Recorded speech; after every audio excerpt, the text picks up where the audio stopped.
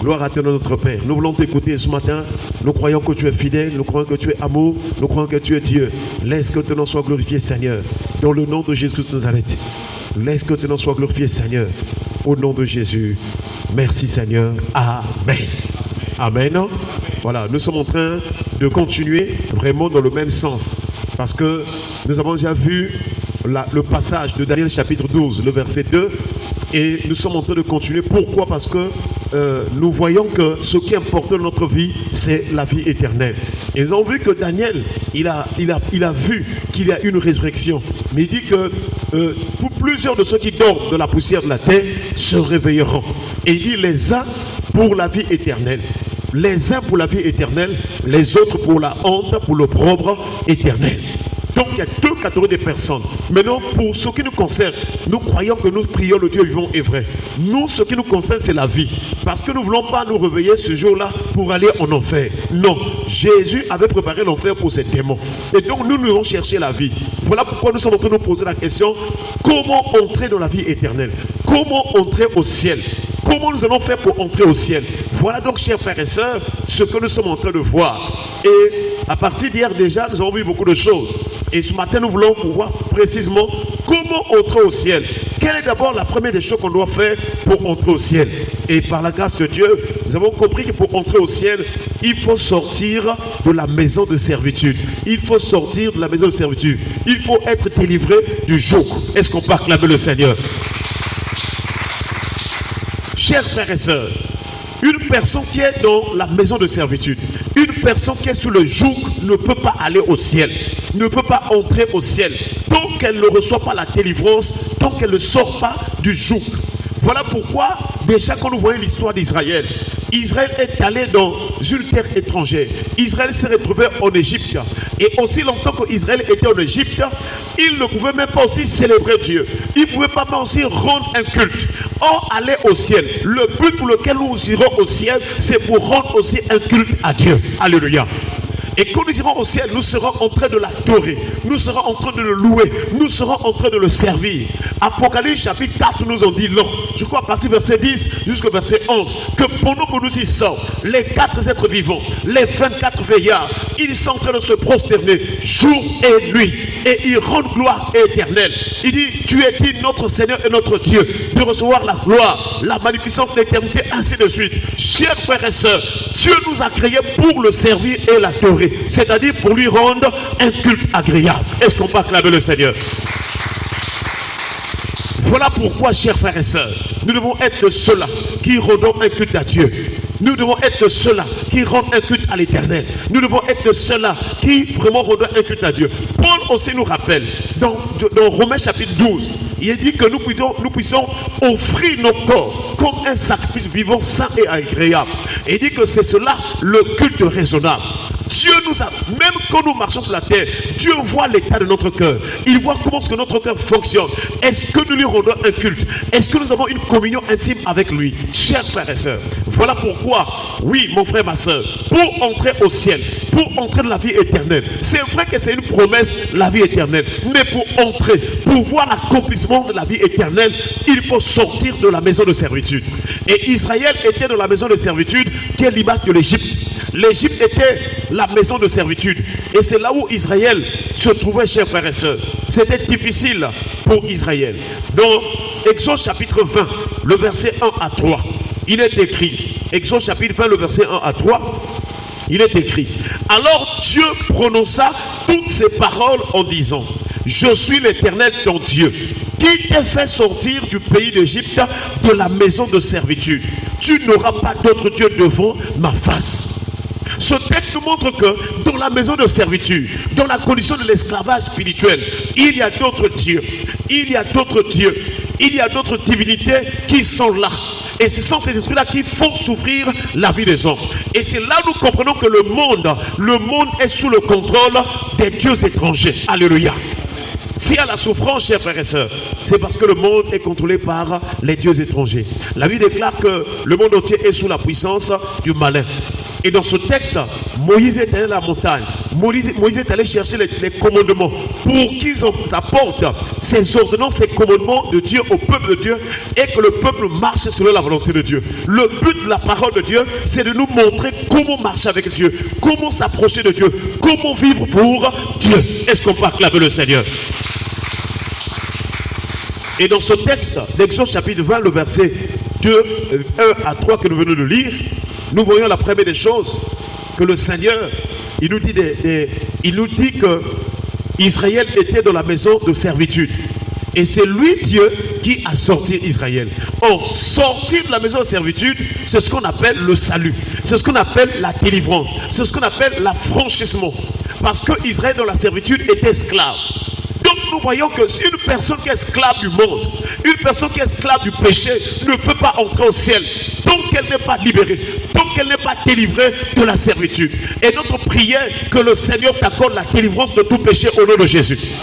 Que le Seigneur te délivre de toute ta servitude. C'est-à-dire tout péché pour lequel tu es esclave, tu es faible. Quand les désirs de ce péché, quand les désirs de ce péché se manifestent, quand les convoitises de ce péché-là se manifestent, toi tu ne peux pas résister, tu tombes toujours. Ça veut dire que tu es dans la servitude. Mais le Seigneur, il a tout accompli. Il a vaincu le diable. Il a vaincu la puissance du péché. Il a vaincu la mort. Il a vaincu la loi du péché de la mort. Chers frères et sœurs, ne te dis plus que non, je ne peux pas arriver à abandonner. Je ne peux pas vraiment arriver à laisser, à quitter telle chose. Tant que tu ne quittes pas quelque chose, tu ne peux pas être avec Jésus. Pour marcher avec le Seigneur, tu dois quitter. Et l'apôtre Pierre a dit, Seigneur, voici nous avons tout quitté pour te suivre. Quand serais-tu de nous? Israël devait tout quitter. Israël devait sortir l'Égypte pour entrer dans les promesses de Dieu ou pour vivre l'accomplissement de ce que Dieu avait dit en sa faveur. La maison de servitude constitue, chers frères et sœurs, un joug, une charge. Et c'est pourquoi vous allez voir que Israël était sous les jougs et les charges. Dans Exode chapitre 1, verset 13 à 14, il est écrit: alors les Égyptiens réduisirent les enfants d'Israël à une dure servitude. Ils leur rendirent la vie amère par des rudes travaux en argile et en briques et par tous les ouvrages des champs. Et c'est avec, avec cruauté qu'ils leur imposaient toutes ces charges. Est-ce qu'on peut acclamer le Seigneur? Donc dans la maison de servitude, il y a des charges, il y a des jougs. Dans ce monde, il y a des charges, il y a des jougs. Et quand une personne est dans la charge, tant qu'elle n'est pas déchargée, il lui serait difficile d'aller ou d'être auprès du Seigneur. Voilà pourquoi la bonne nouvelle ce matin, si tu confesses ton péché, si tu te réponds, frères et sœurs, le Seigneur est capable de te décharger. Alléluia. Et nous prions le Seigneur qui nous donne de comprendre, de connaître quels sont les types de charges, quels sont les types de jougs. Il y en a plusieurs. Hier, nous avons vu au culte, le premier type de joug, ce sont les jougs des problèmes. Si dans ta vie, il y a toujours des problèmes. Nous avons déjà dit que le joug, c'est une charge. C'est un problème, c'est une situation qui t'empêche d'avoir la paix, qui t'empêche d'être en paix. Lorsque tu remarques que dans ta conscience, tu es toujours troublé. Donc ta conscience n'est pas tranquille. Ta conscience n'est pas tranquille. Ton cœur a toujours un poids. C'est comme si tu as peur. C'est comme si tu es en danger.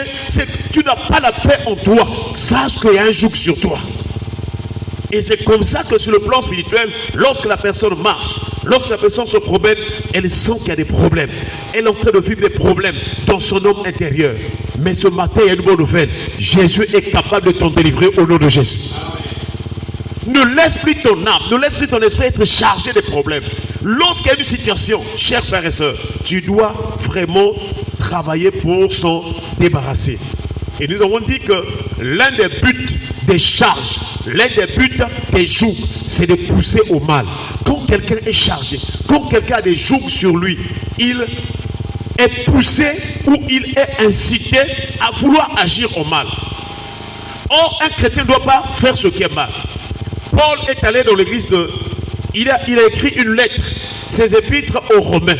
Il a expliqué qu'en tant que chrétien, parce que dans l'épître de Romains, il y a la doctrine. C'est-à-dire la doctrine, c'est la vie pratique. En tant qu'enfant de Dieu, comment je dois marcher? Dans les évangiles, on nous parle du salut, c'est une très bonne chose. Nous sommes sauvés. Maintenant que tu es sauvé par grâce, comment marcher avec Dieu? Qu'est-ce que tu dois faire? Quelle est la vie chrétienne pratique? Quelle est la vie de cette nouvelle vie que tu as reçue en Jésus? C'est cela qui est très important et Dieu nous attend là. Ne te dis pas que je suis déjà sauvé, c'est bon. Oui, mais quelle est la vie que tu mènes? Qu'est-ce que tu pratiques? Comment agis-tu? Comment réagis-tu? Parce que nous, dans le royaume de Dieu, nous avons vraiment une manière d'agir, de faire qui cadre avec la parole de Dieu. Est-ce qu'on peut acclamer le Seigneur? Toutes les charges, les poids, les jours qui rentrent, qui pèsent sur la conscience, qui pèsent sur l'âme ou dans le cœur des hommes, les poussent à faire ce qui est mal. Et Paul dit dans Romains chapitre 12, le verset 9, il dit que l'amour soit sans hypocrisie. Ayez le mal en horreur. Attachez-vous fortement au bien. Nous tous nous disons que nous avons l'amour. Ah, j'aime mon prochain, j'aime ceci. En tout cas, moi, je fais du bien aux gens, j'aime. Mais le Seigneur dit que l'amour soit sans hypocrisie. Cela voudrait dire qu'il y a des gens qui aiment, mais dans l'hypocrisie.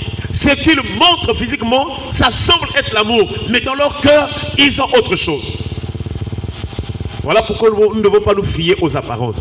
Et au dernier jour, chers frères et sœurs, c'est le cœur, l'âme qui va maintenant être jugée devant Dieu. Le corps, les apparences, ce que nous voyons là, parfois on ne peut pas savoir le cœur d'une personne, mais Dieu connaît le cœur.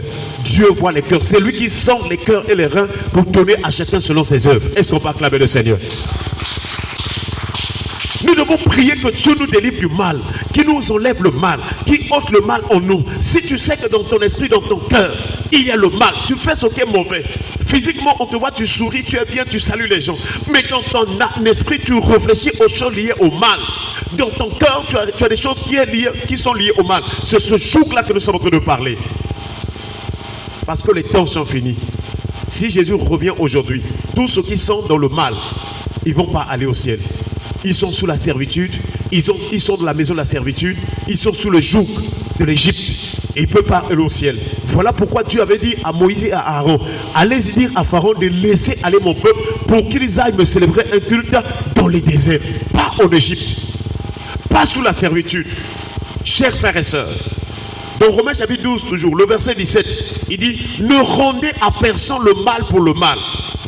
Recherchez ce qui est bien devant tous les hommes. Alléluia. Ne rendez pas le mal. On t'a fait du mal, toi aussi je vais venger. Il va me voir. Ne rends pas le mal. Lorsque tu sais qu'on t'a fait du mal, qu'est-ce qu'il faut faire? Il faut aller auprès de Dieu. Il faut dire, Seigneur, regarde le mal qu'on m'a fait. Regarde ce qu'on m'a fait, Seigneur. Je te recommande cette situation. Je te recommande ce problème. C'est Dieu qui juge justement. Est-ce qu'on peut acclamer le Seigneur? Que Dieu nous aide, qu'il nous délivre de tout poids, le mal. Je vous assure, au dernier jour, nous serons surpris de voir certaines personnes qui n'iront pas au ciel. Bien sûr, pour ceux qui vont aller au ciel, mais un tel n'est pas venu, un tel n'est pas là. Pourquoi? Parce qu'il pratiquait le mal. Beaucoup de gens au dernier jour, leurs péchés vont être mis à nu. Voilà pourquoi le Seigneur nous en parle.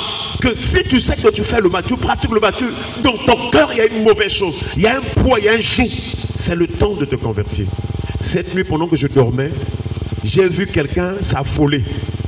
Une personne que nous on appelle un chrétien. Mais il s'est affolé, il est rentré dans la dépression. Et on me parlait le rêve que lui, quand il venait à l'église là, il vient avec la sorcellerie. Il vient pour attaquer les gens. Il vient pour envoûter les gens. Il vient pour attaquer les frères et sœurs. Voilà pourquoi Dieu l'a frappé de la folie. Là, la nuit là. Mais tous nous sommes bien là, non? Nous nous saluons à la fin du culte. Hein, moté. Mais dans ton cœur, si tu es hypocrite, tu as le mal, sache qu'il y aura des jugements. Et la semaine passée, Dieu en a parlé. Dieu a parlé, il y a quelqu'un qui est venu voir, pasteur, Dieu m'a dit qu'il y a des gens qui viennent à l'église qui sont hypocrites. Ils n'ont pas le véritable amour.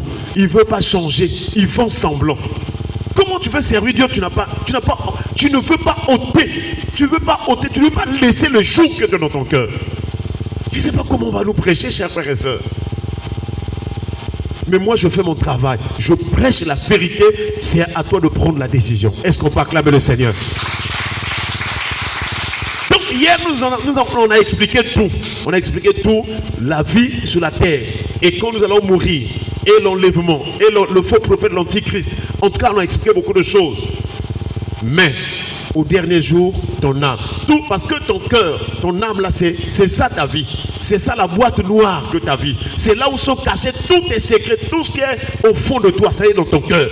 Moi, je ne peux pas connaître, mais Dieu, il voit jusqu'au fond. Est-ce qu'on peut acclamer le Seigneur? Et c'est pourquoi quand nous venons à l'église, Dieu plante tout le monde. Le royaume de Dieu, c'est comme un filet. On jette dans la mer, tous les poissons viennent. Et les bons poissons et les mauvais, ça vient. Mais quand on arrive à la moisson, quand on arrive sur le rivage, quand on arrive au dernier jour, les anges vont enlever les mauvais poissons. Et les bons poissons, on va ranger. C'est l'image des bons chrétiens, de ceux qui ont marché, qui ont donné leur cœur. Dieu les placera pour le ciel. Je vous assure, c'est le temps de se convertir. C'est le temps de se repentir. Mais les gens ont peur de dire ce qu'ils ont dans le cœur. Les gens ont honte. Mais si je dis ça, le pasteur saura que je suis ceci. Mais si tu gardes ça, tu iras en enfer. Il faut bien confesser ton péché. Je vous assure. Et dans beaucoup d'églises partout là, beaucoup de gens ont de mauvaises sémences. Ils ont des mauvaises choses dans leur cœur. Mais ils sont fidèles, ils viennent prier. Mais le cœur n'est pas changé. Frère, soeur, papa, maman, ce soir Dieu te dit, tu dois quitter le joug de la servitude. Et ça, c'est un travail que tu dois faire avec Dieu. Maintenant, si Dieu te dit, va voir le pasteur, tu viens, pasteur, moi je suis ceci, moi j'ai tel joug, moi j'ai la haine. J'ai prié avec un frère, ce frère-là, il n'aimait même pas sa femme. Toujours kanda. Il peut faire 1 semaine, 2 semaines, il ne cause pas avec sa femme. Mais quand il écoutait la parole, il est venu me voir, pasteur, moi j'ai un problème. Est-ce qu'on peut acclamer le Seigneur? Quel problème? Moi je change d'humeur. Moi, c'est-à-dire que quand ça m'arrive là, je peux même faire 1 semaine, je ne cause pas avec les gens. Je suis furieux, je suis en colère. Ah, on dit qu'il y a un problème. Pendant qu'il me parlait, le Saint-Esprit me dit que non, pose la question de leur famille. Est-ce qu'il y a des gens qui se comportent de la même manière? Je lui ai posé la question, frère, est-ce que ton comportement, ce que tu remarques en toi, est-ce qu'il y a d'autres âmes, d'autres personnes de la famille qui agissent de la même manière? Il dit oui. Mes sœurs, ils ont l'habitude aussi de se fâcher, de la rancune. Chez nous, c'est... Alors le Saint-Esprit me dit que c'est un lien de la famille. Ils ont fait un jeûne de 3 jours. Jeûne de 3 jours, on a prié. Voilà, il était libéré. Et là, je le vois en paix, il sourit. Tout ce qu'il faisait là, c'est parti. Est-ce qu'on peut acclamer le Seigneur? Chers frères et sœurs, si tu restes sous le joug, ça ne marchera pas. Et le joug, c'est un poids, ça va te détruire. Si tu traînes des problèmes dans ta conscience, dans ton cœur, ça va te détruire. Voilà pourquoi nous voyons les AVC, nous voyons les douleurs, nous voyons les situations qui arrivent brusquement. Oh, la tension. Mais c'est parce que tu as des jougs, il y a des choses que tu caches. Même si tu as raison, laisse. Alléluia. Que tu aies raison, que tu aies tort, laisse cela entre les mains du Seigneur. Libère ton cœur, libère ton âme, et Dieu te fera grâce. Personne n'était dans la prière. Nous allons remercier le